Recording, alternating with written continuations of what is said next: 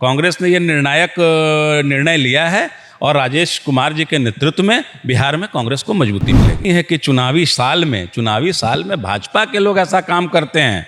चुनावी साल में भाजपा के लोग धर्म के नाम पे वोट मांगेंगे, जात के नाम पे वोट मांगेंगे, आपसी सौहार्द बिगाड़ने का काम करेंगे। ये भाजपा के लोगों का काम है, कांग्रेस का काम नहीं है। और इस सरकार को जो कुंभकर्णी निद्रा में सोई हुई है नीतीश कुमार की सरकार, उसको जगाया जाए और सब लोग मिलकर युवाओं का साथ लेकर एनडीए को शासन सत्ता से उखाड़ के बाहर फेंकने का हम लोग काम करेंगे। नमस्कार, आप देख रहे हैं देशवा न्यूज। आपके साथ मैं हूं राजनंदिनी। चुनावी साल में कांग्रेस में बड़ी फेरबदल हुई है। आपको बता दें तो कांग्रेस के जो प्रदेश अध्यक्ष थे उनमें तब्दीलियत हुई है। अब राजेश कुमार को बनाया गया है कांग्रेस के विधायक बातचीत करने के लिए। चुनावी साल में कहा यह जा रहा है कि वोट बैंक को साधने के लिए प्रदेश अध्यक्ष को बदला गया है। अरे राजेश राम जी उसके पहले ST/SC सेल के हमारे प्रदेश अध्यक्ष रहे हैं, विधानसभा में सचेतक रहे हैं, तो ये कोई नई बात नहीं है। और उसके बाद उनको प्रदेश अध्यक्ष का कमान मिला है। तो ऐसा नहीं है कि चुनावी साल में भाजपा के लोग ऐसा काम करते हैं। चुनावी साल में भाजपा के लोग धर्म के नाम पे वोट मांगेंगे, जात के नाम पे वोट मांगेंगे, आपसी सौहार्द बिगाड़ने का काम करेंगे। ये भाजपा के लोगों का काम है, कांग्रेस का काम नहीं है। कांग्रेस ने ये निर्णायक निर्णय लिया है और राजेश कुमार जी के नेतृत्व में बिहार में कांग्रेस को मजबूती मिलेगी। एनडीए में चिराग पासवान है, जीतन राम मांझी। कहा जाता है कि दलित के वो लोग नेता हैं। आप लोग कांग्रेस में अब प्रदेश अध्यक्ष बनाए हैं। अरे दलितों के नेता के रूप में उनके पिताजी दिलकेश्वर राम की अपनी एक अलग पहचान थी, है ना। तो ये कोई कहने की बात नहीं है कि राजेश कुमार जी कोई नेपथ्य से आए हैं। उनका एक पुराना लेगेसी रहा है और उनके पिता दिलकेश्वर राम जी इस सूबे के दलित नेता थे। तो ये बताने की आवश्यकता नहीं है।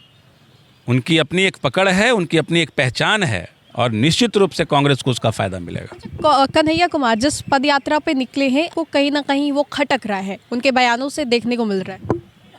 ऐसी कोई बात नहीं है। संगठन में जो लोग हैं, छात्र विंग हैं, यूथ विंग हैं और मेन संगठन है, इन सबों का कारोबार अलग अलग चलता है जिससे संगठन मजबूत हो। कन्हैया जी NSUI छात्र विंग के राष्ट्रीय प्रभारी हैं और यूथ कांग्रेस के साथ मिलकर उदय भानु चीफ जी जो राष्ट्रीय अध्यक्ष हैं यूथ कांग्रेस के, उनके साथ मिलकर उन्होंने एक प्लान किया बिहार के लिए। जिस प्रकार से बिहार के लोग दूसरे प्रदेशों में रोजगार के लिए भटक रहे हैं, पलायन हो रहा है हमारे बिहारी भाइयों का, उसको रोकने के लिए, और जो हमारे बिहार के नौजवान जो बेरोजगार हैं और जिस प्रकार से यहाँ आए दिन पेपर लीक हो रहे हैं, BPSC का पेपर लीक हुआ, सारे एग्ज़ामों का पेपर लीक हो रहा है, तो उससे त्रस्त होकर जो युवा हैं उन लोगों ने ये किया कि एक पदयात्रा के माध्यम से युवाओं को जगाया जाए और इस सरकार को जो कुंभकर्णी निद्रा में सोई हुई है नीतीश कुमार की सरकार, उसको जगाया जाए और सब लोग मिलकर युवाओं का साथ लेकर एनडीए को शासन सत्ता से उखाड़ के बाहर फेंकने का हम लोग काम करेंगे इस पदयात्रा के माध्यम से। कांग्रेस को लेकर के हमेशा से एनडीए कहती आती है कि कब तक आरजेडी के पिछलग्गू बनकर आप लोग चलेंगे। जो केंद्र के शासन सत्ता में जो लोग बैठे हैं बीजेपी के, उनके साथ 50 पार्टियां हैं। बिहार में ही बी टीम बन के भाजपा यहाँ है, बी टीम है, और हो सकता है आगे आने वाले चुनाव में उनको सी टीम भी लोग बना देंगे। जदयू बोल रही है कि हम 150 सीट पर चुनाव लड़ेंगे, तो वो कितने सीटों पर चुनाव लड़ेंगे? हो सकता है कि कांग्रेस के बराबर ही लड़ना पड़े उनको। तो ये कहने की बात नहीं है। जो शासन सत्ता में बैठे हैं, जब वो बी टीम बने हुए हैं, महागठबंधन में सब एक टीम है, कोई ए नहीं, कोई बी नहीं, सब एक टीम हैं और एक टीम बन के एनडीए को हराने का काम करें। लोग कितने 70 से कम, 70 से ज़्यादा? ये अभी तय होना है, इसकी रूपरेखा तय की जाएगी। हो सकता है 70 से ज़्यादा लड़े हम लोग, 70 से ज़्यादा भी लड़ सकते। हाँ, क्यों नहीं लड़ सकते? अरे ये रूपरेखा तय होगी, उसके बाद निर्णय लिया जाएगा।